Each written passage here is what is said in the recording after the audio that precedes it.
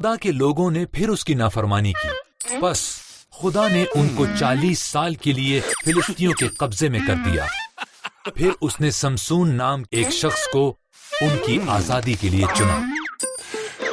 فرشتے نے سمسون کی ماں سے وعدہ کیا کہ اس کے بیٹا پیدا ہوگا۔ سمسون کو خدا کے ساتھ 3 وعدے کرنے تھے کہ وہ کبھی میں نہ پیے، مردہ چیزوں کو ہاتھ نہ لگائے اور کبھی اپنے بال نہ کٹوائے گا۔ خدا نے سمسون کو بہت طاقتور بنایا۔ اس نے ایک شیر کو مارا اور شہد کی مکھیوں نے اس کے پنجر میں چھتا بنا لیا۔ سمسون نے خدا کے حکم کو توڑتے ہوئے مردہ شیر کو ہاتھ لگایا، بلکہ شہد بھی کھایا۔ دلیلا نامی ایک عورت سے محبت کرنے لگا۔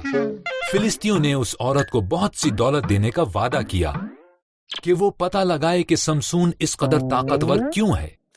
وہ بار بار اس سے پوچھتی رہی۔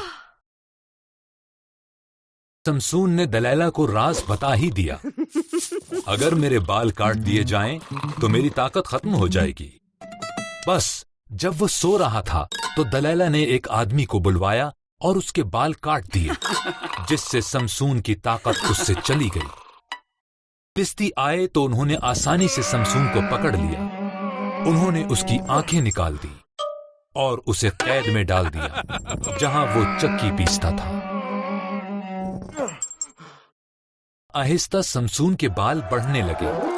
فلسطی سمسون کو اپنے جھوٹے دیوتا دجون کے مندر میں لائے تاکہ وہ سمسون کو شکست دینے کے لیے اس کا شکریہ ادا کریں۔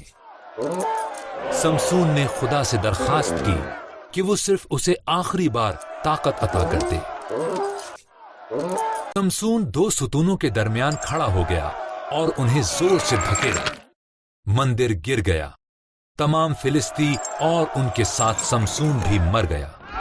سمسون نے تو اپنے وعدے پورے نہ کیے، مگر خدا نے کیے۔